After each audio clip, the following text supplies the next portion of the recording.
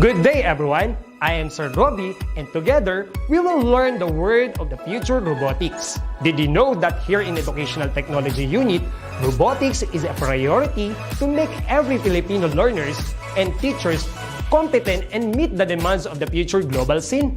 Wherein teachers, students, and parents who wanted to learn robotics is just a click away for free. Robotics is an interdisciplinary field which integrates computer science and engineering. It involves design, construction, operation, and use of robots to assist human activities. Are you ready for this transformation? Soon in ICT's Educational Technology Unit. Come and join us and love the future para sa bata, para sa bayan, at para sa guro. Sulong edukalidad.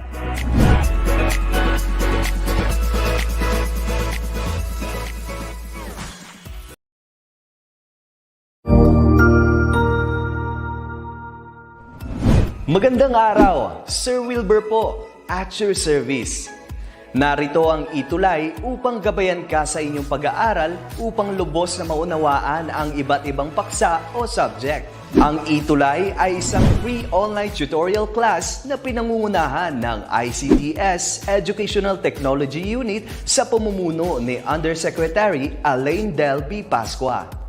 Ang programang ito ay hindi lamang para sa mga bata, kundi ito rin ay magsisilbing gabay sa mga magulang at mga guro kung paano nila ituturo o gagabayan sa bawat asignatura ang kanilang mga anak o mga estudyante. Sa kasalukuyan, ang self-learning module mula sa rehiyon ng Calabarzon at kilala sa tawag na pivot ang ginagamit sa ating ETUlay online class. Kaya ano pang hinihintay ninyo? Ihanda na ang inyong mga ballpen o lapis, papel o kwaderno at samahan kaming itulay ang pagkatuto para sa bawat batang Pilipino. Sama-sama tayong magtutulungan para malampasan ang mga hamon sa panahong ito. Halina't matuto kasama ang inyong online tutor sa oras na ito.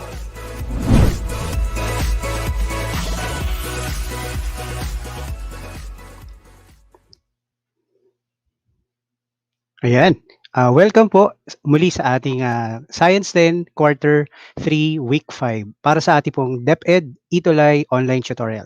So ako po muli ang inyong online tutor na si Tutor Rainier po para po sa ating Science 10 Quarter 3 Week number 5. Okay. So tayo po ay nasa pangatlong quarter na at nasa pang-fifth na week. So tayo po ay magdi-discuss po ng ating panibagong lesson this week at ang title po ng ating lesson ay Evolution, the Close Encounter. Okay, so marami na po tayong mga viewers po from Facebook Live at sa ating YouTube channel. So meron po tayong mga loyal viewers natin. Hi Sir Mark Edward, Sir Mil, magandang hapon. Shoutout po kay Christina Carion, Manilin Senicolas Miguel, Cecil Sedano Andaya, Red Daitan, Angeline Magtubo, Mary Joy Cabasal. Yan po. So marami pa pong mga pumapasok na messages and tayo po ay magbabasa later. Now, this afternoon rather, so meron po tayong time slot po every 3 o'clock hanggang 3:40 p.m. So meron lang tayong little changes lang po pagdating sa Facebook pages. Tayo po ay live na live sa DepEd Edtech Unit at DepEd tayo. So sa DepEd Philippines naman, nandun na po siya sa YouTube channel niya o sa YouTube platform. Kasabay din po ng DepEd Edtech Unit YouTube channel at DepEd TV YouTube channel. Yan, maraming salamat po sa pagtutok. Yan po ang ating mga magigiting na science thinkers, ETUlay tutors mula po 1:00 hanggang 6:00 ng gabi this Monday. So nandiyan na po nakalatag na po ang ating mga mahuhusay at mga dedicated na science thinkers, ETUlay tutors po natin. So ako po muli ang inyong Tutor Rainier, nakakatawan po para sa Science 10. Now, so ang ating ginagamit po na module or self-learning module ay hango po sa SDO Caloocan. At maraming salamat po kay Mrs. Julita B. Malto and Lindsay Mamporte from Deparo High School. Ako po ay gumamit ng kanilang third quarter module 5 self-learning module from SDO Caloocan. Maraming salamat po. At Sa week number 5, these are the most essential learning competencies. Explain how fossil records, comparative anatomy, and genetic information provide evidence for evolution. Meron po itong code na S10LT-3F-39. And then at the same time, these are the learning goals that we wanted to achieve at the end of our online tutorial. So explain how fossil records provides evidence for evolution using images and pictures. Explain how rock formation, geologic time scale, and carbon-14 dating can be used in determining the age of fossils. And explain how comparative anatomy provides evidence for evolution using pictures, video clips, and explain how genetic information provides evidence for evolution. So those are our learning goals or objectives for this week. So let's have the pre-test. So in your self-learning module, makikita po natin ang ating 5-item pre-test. And to make it interactive and enjoyable, I am encouraging each and everyone na nasa YouTube at nasa Facebook page to type in your answer sa ating comment section. Ready na po ba kayo? Okay. So this is the instruction. Read the questions carefully. Write the letter of the correct answer and on the space provided before the number. So kindly type in the correct letter on the space provided or on the comment section. Let's have pre-test question number 1. Where can most of the fossils be found? So let's have options A, sedimentary rock, B, granite rock, C, lava flows, or D, black soil.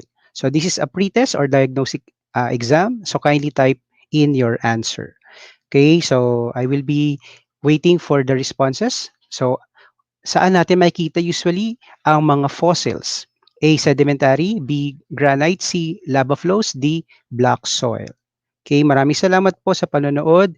Princess Sarah Baloloy, Cristel Ann Buted Taal, Hermini Sanchez, Ira May Navarro, Geraldine Macuba Sabdao, Vyra May Abon Redito. So yan. Junard Asistista. So the answer, correct, Donalyn Carriazo o Donna Jill Carriazo. Tama po ang sagot mo. Junard Asentista. Tama ka, kuya. Red Daitan. Correct. Cha Despi. Okay. The answer is letter A, sedimentary rock. Okay, let's have number 2. Which of the following statements does not describe evolution? So A, evolution is continuous. B, evolution refers to change. C, the world is stable and unchanging. And D, if there is mutation, there is evolution. So which of the following statement does not describe evolution? Para po maging organized ang ating pagsagot, kindly type the number and the answer or the letter of the correct answer. So saan po dito ang hindi nagde-describe ng evolution? Is it A, evolution is continuous, B, evolution refers to change, C, the world is stable and unchanging, and D, if there is mutation, there is evolution. So yan, ano po yung mga answers natin? Okay, let's reveal the answer. The answer is letter C. The world is stable and unchanging. So that's the sentence that does not describe evolution. Okay, tama po si Manilin San Nicolas, Miguel, correct. Junard Asentista, Arlene Chavez, Ira May Navarro. Very good. Charmaine Didase, correct. Okay, Ira May Navarro. Letter C is the answer. Let's have pretest number 3. Which pairs of animals show a correct examples of homologous structures? A. Wings of butterfly and bat. B. Flipper of whale and forelimb of cat. C. Fingers of human and arm of starfish. And D. Tongue of frog and proboscis of mosquito. So which pairs of animals show a correct examples of homologous structures? Okay, the responses are coming. So yan. Okay, yung iba po, responses pa para sa question number 2. Ayan. Tingnan natin. Correct examples of homologous structure.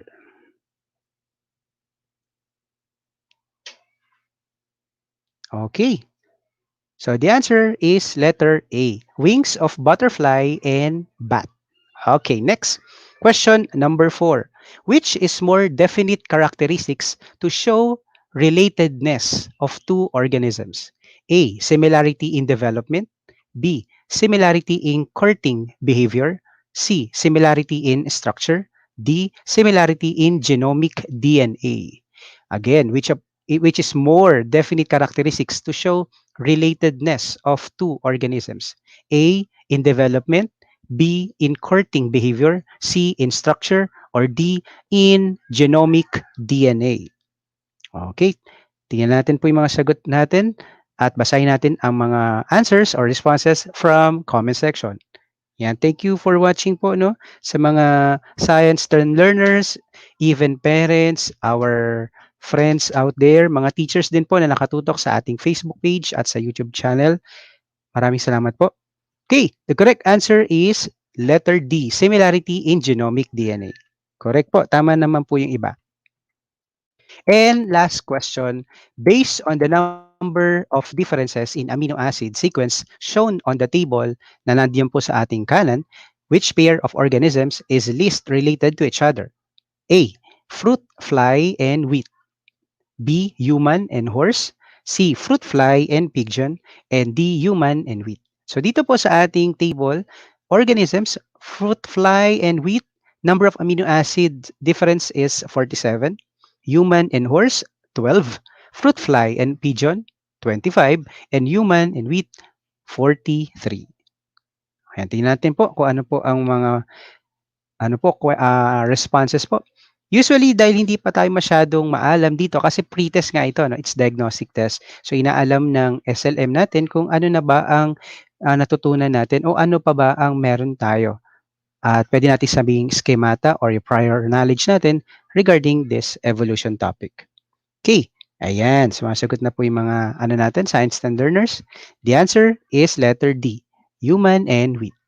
Okay, so let's move to our next part, which is the looking back. Ayan. Arrange the jumbled letters to identify the terms given in each number and match it with its corresponding description on your right, letter only, by writing your answer on the space provided before each number. So this is the instruction taken from the SLM natin sa week number 5. So again, I need your cooperation. So type your answer sa ating comment section. Ayan. Dun muna tayo sa number 1. So dalawa po ang ating, dalawa yung ating isasagot. The first answer is yung mismong word na kailangan i-unscramble natin at i-reveal natin yung tamang word. At yung second answer natin, yung letter. So number 1, these are the letters. Jumble po natin. T-A-C-D-O-N-O-N-I. T-A-C-D-O-N-O-N-I. Ayan, tingnan natin po. And then, kapag nakuha nyo na po o you have revealed your answer, kindly choose among 5 letters dito kung ano naman po yung kanyang correct description. Okay, tingnan natin. Sa number 1, T-A-C-D-O-N-O-N-I. Medyo medyo parang po, ayan. So yung iba po, nagigreet naman po. Happy watching po. Daniel Joaquin M. Lazaro from 10 Calma. Marica Jimenez, good afternoon din. Ira Marie Navarro. Ayan. So this is anticodon or anticodon. So this is letter E. 3-letter code complement of the mRNA. So this has been taken po sa ating DNA replication na ating topic last week. Okay, number 2. Ayan. Mutation, letter A. So this is the changing of the DNA sequence.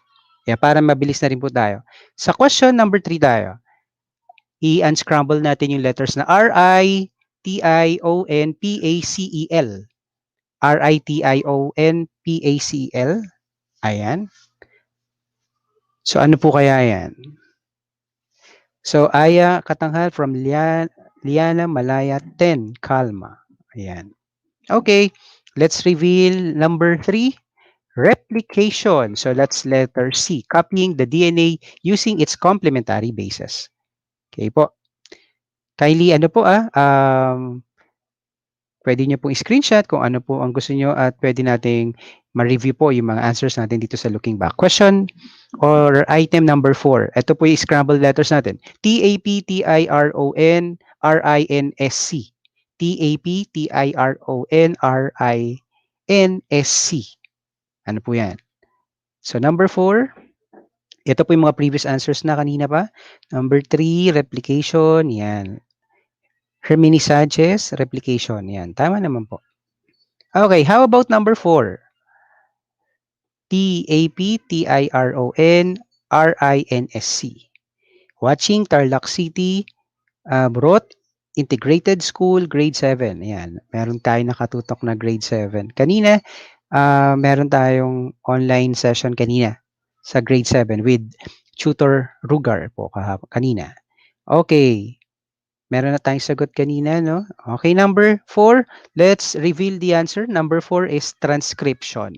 Letter D, copying DNA sequence into mRNA or messenger RNA. So, syempre, meron na tayong natitirang letter na hindi na po na ibigay pa. So, that's number 5, translation. B, converting mRNA into amino acid. So, let's summarize po. When we say anticodon, this is the 3-letter code complement of the mRNA.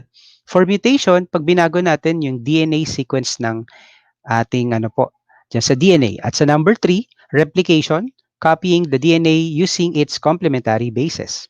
Naalala niyo po yung ating 4 na nucleobases. Number 4, transcription, copying DNA sequence into mRNA. At number 5, translation, letter B, converting mRNA into amino acid. So, ayan po ang ating looking back na part ng ating SLM. Okay, so let's have the topic or lesson proper. So let's have the brief introduction. Did you watch the news last July 2020 about this creature, the megalodon tooth found in Maribohok, Bohol? So this is a certain news po way back 2 years ago sa ating magandang place po dyan sa Maribohok, Bohol. So ano ba yung tungkol doon sa balitang yon? So megalodon is considered to be the largest shark as well as the largest fish that ever live. Yan po yun, no? So, ito po ay nakita po yung fossils doon at yung kanyang ipin or yung tooth niya. It says here, the fossils are important evidence for evolution because they show that life on Earth was once different from life found on Earth today. So, napaka-importante po ng mga fossils na to kasi somehow ito po ang nagiging turning point natin ng evidence kung ano bang nangyari last ng mga panahon po na hindi pa po tayo nabubuhay. So, kailangan po natin ng pieces of evidence. Kaya itong mga fossils na to ay isa sa pinaka-importante pagdating po sa paleontology o lalo na sa mga nag-aaral ng paleontology or mga paleontologists. Next, organisms inhabiting the Earth have changed over time. Their structures, traits, and abilities allow them to adapt and survive in their environment and generally called evolution. So evolution, nadidiscuss na rin po ito kahit po sa elementary. This is the gradual change po ng isang organism. Kahit ano po yan, mapahalaman, mapahayop. So ito po ay dumadaan po tayo sa gradual change. So this is what we call evolution. So dito sa grade 10, tinuturo po natin ito dito sa ating week number 5. Okay. So, ano ba ang mga evidence for evolution? So, what this evidence? Una-una, discuss natin ang fossil record. So, fossil record are traces of organism that live in the past and were preserved by natural process or catastrophic events. So, tingnan din natin what are fossils. Narinig na rin natin usually yan, no? So, fossils are examples of evidence that the paleontologists used in studying evolution. So, Once that na ang isang organism po ay buhay, so there would come a time na mamamatay po siya at ang kanyang remains o yung dead remains niya ay talagang mapupunta po sa lupa. At ito po ang nagbibigay ng fossils natin. At ito po ang nagiging isa sa mga sources ng fossil record. So gawin na lang natin pong simple. So yung mga paleontologists, sila po yung nag-aaral ng paleontology, isang branch ng science na nag-aaral po ng mga ancient records po ng mga tao and even animals nung way back history. So etong mga fossils na to, isa sa napakahalagang mga records na talagang ina-archive at talagang kinikip po natin. Next, these fossils are traces of organisms that live in the past and were preserved by natural process as nabanggit po natin kanina. And they can be remains of organisms which include, ito po yung mga parts na pwedeng bones, pwedeng shells, teeth, and also feces embedded in rocks, peat, resin, and ice. So yan po yung mga possible variations po na pwede nating makonsider na fossils. At the same time, ang fossils ay maaaring makategorize into two or classified into two. We have by the process of impression and compression. So, ano lang natin, i-distinguish lang natin dalawa. Impression, also known as the imprint, which are the shallow external molds left by an animal with little or no organic materials present. So, ito po yung mga possible na examples ng ating impression. So makikita natin na yung imprint ay medyo shallow lang at external molds lang yung nakikita natin. At walang masyadong organic materials na present doon sa fossil na nabigay niya o yung nagawa niya. So ang makita natin dito, isang ancient na leaf na nakagawa siya ng imprint. And then, ito po isang uri ng shell at nandyan din po, nagkaroon din po ito ng imprint. So this is what we call impression. So kapag na-imprint siya, so this is in the process of impression. Another example, ayan, okay po, the trilobites. So nakita niyo po yung ancient na trilobites natin. And this one, ayan. So yan po, makikita natin, no, para talaga siyang naka-embed talaga sa ito po isang uri ito ng rock at ito po ay isa ring uri ng rock at naka-embed sila. So this is imprint fossils. Yan, para simple lang natin siyang maintindihan. Another example of fossil or fossils are by the process in compression. Compression is a fossil preserved in sedimentary rock that has undergone physical compression and with more organic material. So ito po ay may mga organic na materials na na-present dun sa fossil. Ayan. So mapapansin natin na may mga naiiwan pa na parts ng animal na yon. So meron ditong organic material. Yan po ang isang uri ng fossil which is the compression. Bigay pa tayo ng isa pang example. Ayan, okay. So to determine the age of fossil, paleontologists have used the following methods, namely. So meron tayong relative dating, wherein the age of rock is compared to the other rock layer. So maraming mga paleontologists ang nagko-compare ng mga rocks sa pamamagitan ng kanyang rock layer to determine the rock's age o yung age ng rock na kailangan natin pong ma-identify.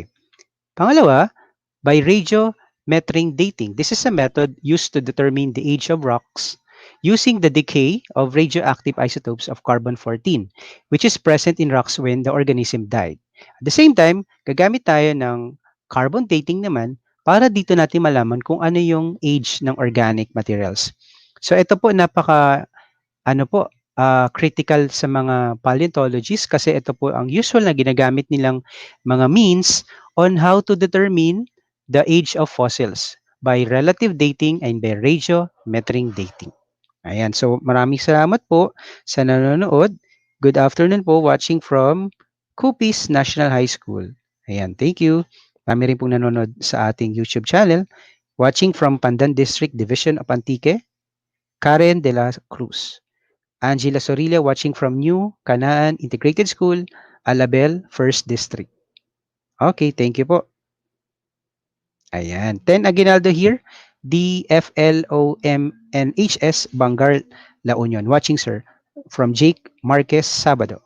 Hello, watching po. Maraming salamat po.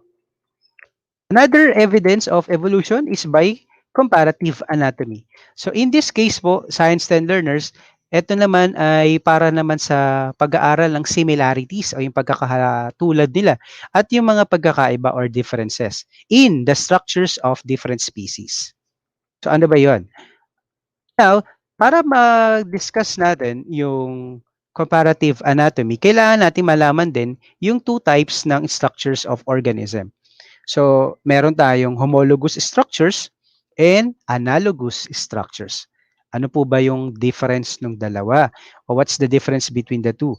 When we say homologous structures, it refers to the body parts of an organism that may perform different functions but of the same origin. So take note, yung mga parts ng organisms na present dito, they may perform different functions but of the same origin. So let's have some examples. Ayan.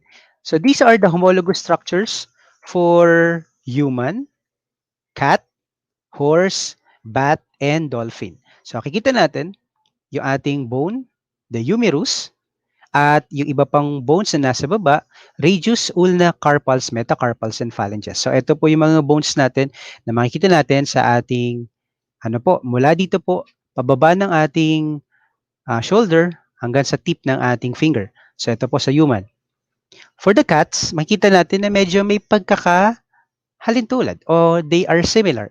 So may humerus, may radius, may ulna, meron ding carpals, metacarpals, and carpals and phalanges. Ayan din po sa horse. Medyo iba na nga lang dito pagdating dito sa baba. Bat and dolphin. So this is an example of homologous structure. Ayan po. Watching from Ramon National High School, Camille Bulalayo. Hello po. Thank you for watching. Take note that the structures from different species which have similar internal framework and position are considered to be homologous. So kahit magkakaiba po sila ng species, basta meron silang pare-parehong framework na ginagamit and position, they can be considered as homologous structures. Ano naman ang tinatawag natin na divergent evolution. So dahil po dito sa ating type ng homologous structure, nagkakaroon po ng isang uri ng evolution. This is what we call the divergent evolution. The presence of homologous structures is a strong indicator that the organisms involved from uncommon ancestors are or in organisms that are not closely related. So kapag hindi magkakatulad ang mga organisms, so there would come a time na nagkakaroon ng slow or gradual evolution na tinatawag na divergent evolution. Another type of structures is what we call analogous structure. It refers to the body parts of an organism that may perform in the same function but of different origin. Ano po ito? Ayan. Mapapansin natin dito, mga Science 10 learners, no, na ang pagkakatulad and somehow yung pagkakaiba rin ng kanilang parts ng pakpak or wings sa butterfly and sa bat. Makikita natin ang similarities niya and somehow the differences. So ito ay pwedeng makonsider na analogous structure. Another po, ayan. So magbigay pa tayo ng mga iba pang organisms.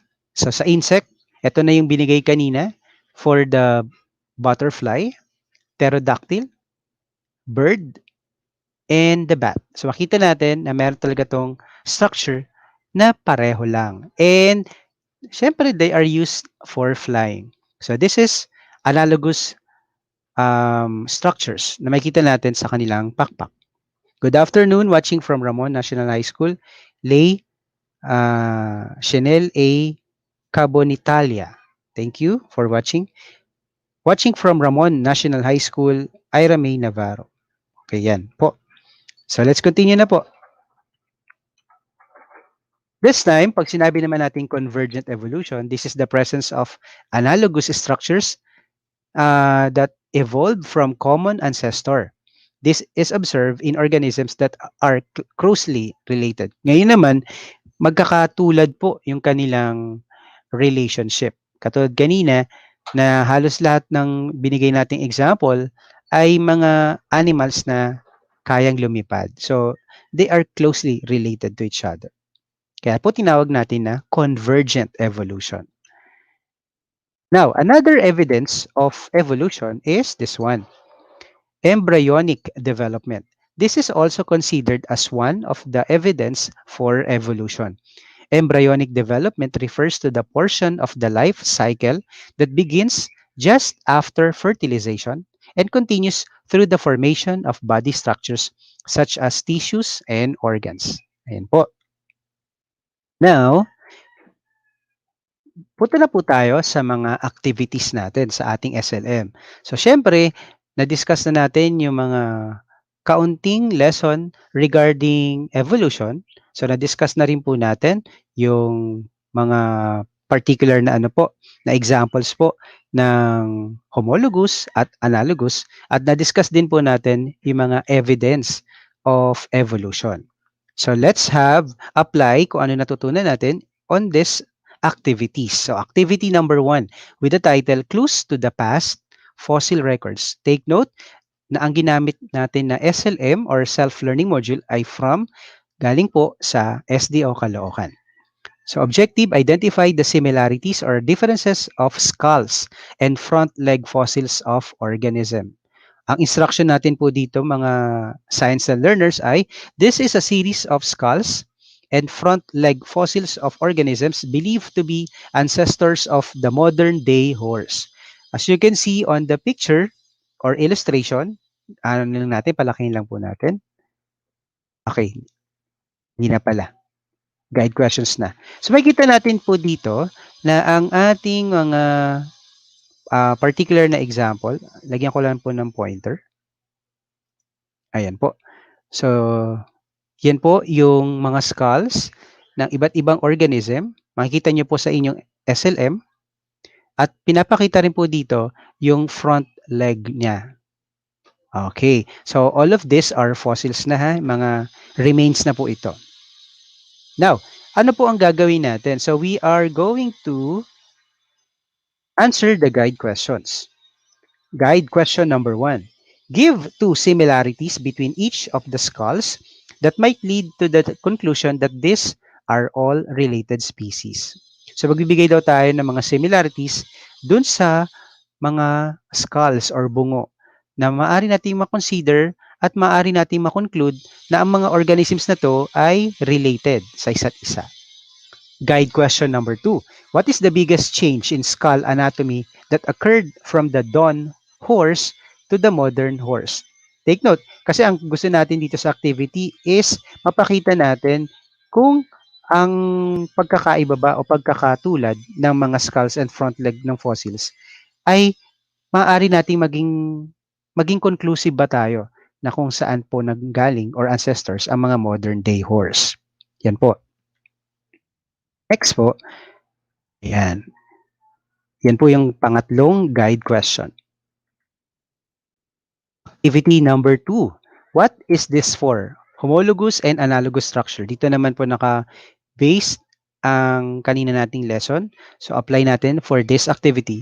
Objective, identify the function or uses of the body parts of different vertebrates or organisms. Instruction, the illustration below shows the skeletal structure of different vertebrates. Ano-ano po yun? Whale, frog, horse, lion, human, bat, and bird. On the table below, indicate the following. So ito po yung ating kailangan pong ma-fill natin sa table. Functions or uses of these limbs in each animal. Comparison of the skeletal structure of each limb to the human arm. And comparison of the function in each animal to the human arm. Okay po, papalakin lang natin yung illustration na to, itong figure na to. Yan. Dito po, sa ating screen, unang-una on the left side, the whale. Next, is frog, horse, lion, human, bat, and the bird. So these are the skeletal structures of some vertebrates na makita po natin na nilatag po dito para makita natin yung kanilang it's either similarities and differences.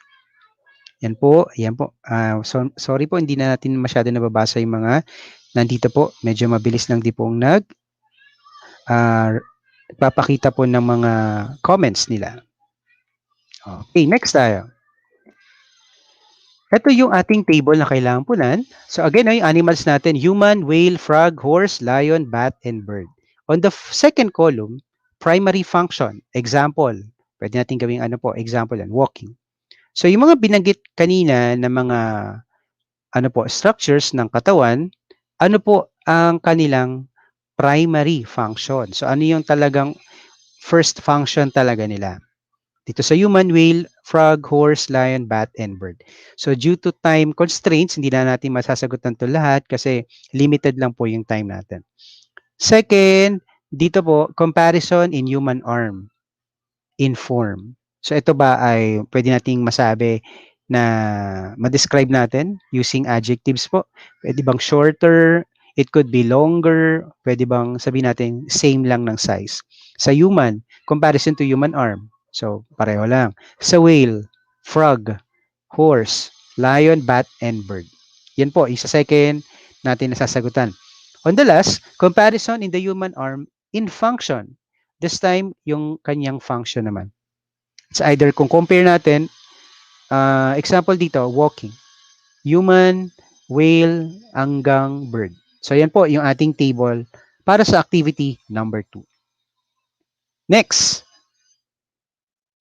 Ito naman ang mga guide questions natin. So, let me read na lang po. No? Dito ay, nasa ano rin po ito? Nasa SLM. Number 1, from the different vertebrates presented, which show examples of homologous structure. Kanina po, sa mga na-present natin na vertebrates, sa activity number 2, ano daw yung mga nagpapakita ng homologous structure? Okay, number 2, which vertebrates are examples of analogous structure? So, yan po, nabanggit na natin kanina, yung difference ng homologous at ng analogous structure. Let's move sa ating pangatlo. Ito po, yung guide question number 3. Below are some vestigial structures found in humans. For each, hypothesize what is the function it may have been.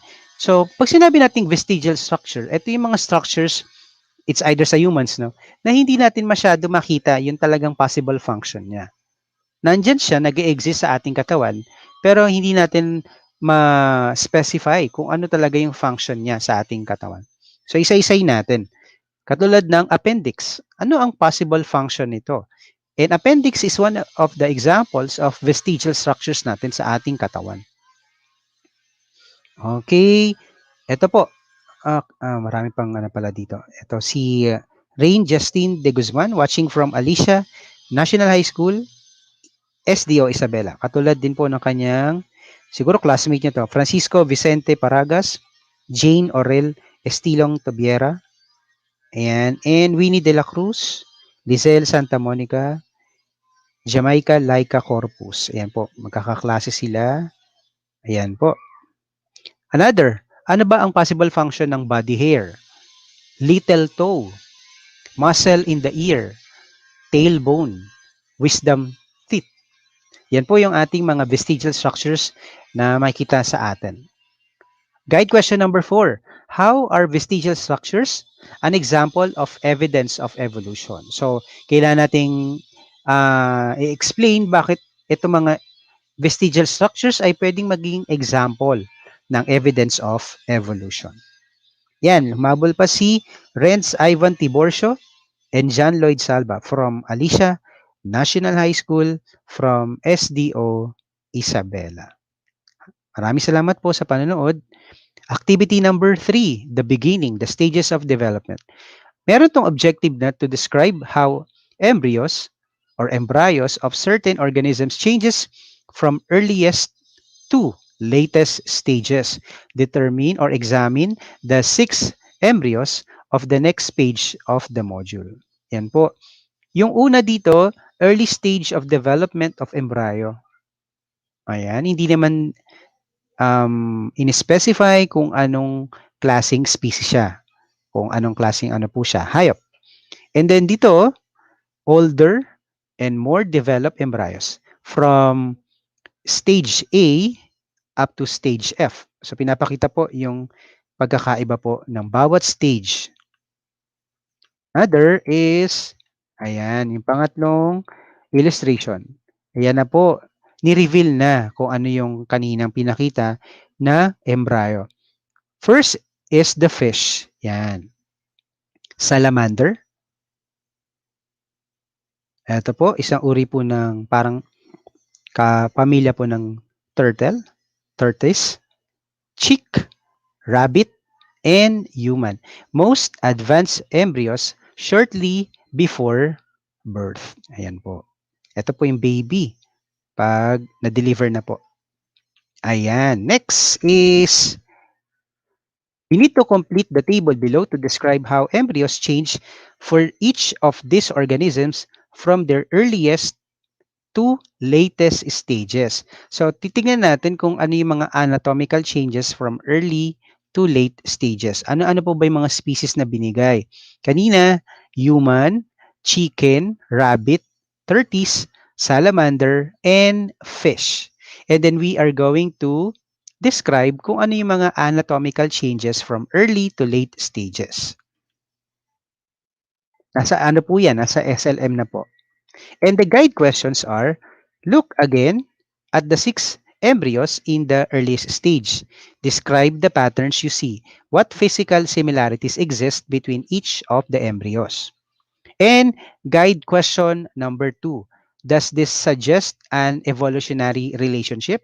Explain how these embryos can be used as evidence of a common ancestor between each of these 6 organisms. So, this one, eto mga guide questions na to, sa unang question, we need to describe the pattern dun sa 6 embryos from the earliest stages. At kailangan i-discuss din natin ano yung mga physical similarities na nag-exist dun sa mga embryos na binanggit kanina. Sa guide question number 2, makakasuggest ba tayo na ito ba ay evolutionary relationship? Parang mako-conclude ba natin na ito ba ay isang evolutionary relationship? By explaining how these embryos can be used as evidence of a common ancestor between each of these organisms. Ayan. So let's move to the post-test. Okay, tignan na po natin. Okay, Dan Angelo Caluag, Ten Romero. Ayan. Daniel Joaquin M. Lazaro, Ten Calma, C. M.I.S. Santo Rosario. Ito na po yung ating post-test. We're down to the last part ng ating SLM. The fertilized egg or eggs of most common or most mammals follow a similar pattern of early development. Which sequence is the typical pattern beginning in the earliest stage? Is it A, fetus, embryo, zygote, B, fetus, zygote, embryo, C, zygote, fetus, embryo, or D, zygote, embryo, fetus? Tingnan natin, ano pong sagot natin sa number 1? Okay, meron po tayo dito mga sa audience po natin sa ating Facebook to.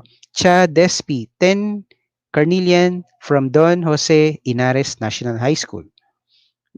Dan Angelo Caluag, 10 Romero. Ayan. Ano po ang sagot natin sa post-test number 1? Ano yung correct na pattern from beginning to earliest stage ng fertilized egg of most mammal? Ano po sa letters yan? Sige po, hintayin ko po yung mga sagot natin sa number 1. A, B, C, or D? Sige, bigyan natin ng clue. Nag-start muna siya, syempre, kapag na-fertilize yung egg, nagiging zygote. Okay. So, we are going to choose between letter C or letter D na lang. Ano ba? Letter C, zygote fetus embryo or zygote embryo fetus? Sige po, tingnan natin. Ano po ang usually kasunod po ng zygote or yung fertilized egg natin? Ayan, may mga sagot na po. Red Daitan, 1, D. Chadespi, 1D. Bernardo, 1D. Ayan po, yung mga responses po natin from Facebook. Dan Angelo Kaluwag, D. Dan, pakilagyan po ng number, tapos yung answer. Angeline Magtubo, 1D. Daniel Joaquin Lazaro, lagyan ng number. Erica Dayo Flores, D. Rachel Santa Monica, fertilized eggs pattern. Charmaine Didase, 1D. Jan Patrick Mendoza, 1D. Crislin Cruz, 1D. Ayan. Maraming salamat po sa pagsagot natin. Okay. 1. Letter D. May Batara, 1D. Nelvin Paredes Pahimnayan, 1D. Hermini Sanchez, 1D. Dan Angelo Kaluwag, 1D. Ayan, nasagot na ni Angelo kanina. Wala lang number. Question number 2. Which could be considered biochemical evidence of an evolutionary relationship? Tandaan na lang po natin yung word na biochemical. So it has something to do with biology and chemistry. So biochemical evidence. A, evidence, or rather A, absence of vestigial structures. B, presence of embryonic gill slits. C, similar anatomical structures. D, presence of identical proteins. Ayan. Ano po ang nagpapakita ng biochemical evidence as evolutionary relationship? Yan, yung mga previous answers natin. Narji Kate, 1D. Tama po. O dito, mga Science 10 learners, ano ang nagpapakita ng biochemical evidence as an example of evolutionary relationship? A, B, C, or D? Okay, tingnan natin. Okay po, yung iba mga sagot pa kanina sa number 1. Sige, make ano lang po, a wild guess or hypothesis nyo. Pero meron tayo ditong correct answer na nagpapakita ng biochemical evidence. Ayan, 349 na. So the answer is D, presence of identical proteins. Okay, question number 3. This chart compares the base sequence of homologous segments of DNA from 3 primates. Based on this information, how many differences in the resulting amino acid sequences would you expect to find between humans and chimpanzees? Ayan, dito sa ating table, nagpapakita ng yung human, meron siyang DNA base sequence comparison. Yan po, yung mga nucleobases natin. For the chimpanzees, yan din. And for gorilla, makita natin dito na merong similarities at merong differences. The question is, okay, based on this information, how many differences in the resulting amino acid sequences would you expect to find between human and chimpanzees? Answer po, letter A. Okay, bilisan na natin. Number 4. Ayan. The answer po is letter D. They evolved from a common ancestor. Nagpapakita po ito ng tinatawag natin na bone structures of the front limbs of 4 different animals. And 5. Evidence for evolution includes all of the following except, ayan, letter A, acquired characteristics. The rest, nagpapakita ito ng evidence of evolution. Ayan, so tapos na po tayo. Thank you. Maraming salamat. For comments and suggestion, email us at edtech@deped.gov.ph. Maraming salamat po sa aming webinar director, Sir Ariel De Los Santos ng Edtech. Maraming salamat po. At wag pa po kayong umalis. Meron pa po tayong coding at meron pa po tayong robotics. Maraming salamat. Kita-kits next week. Ako po uli ang inyong tutor trainer. Maraming salamat po.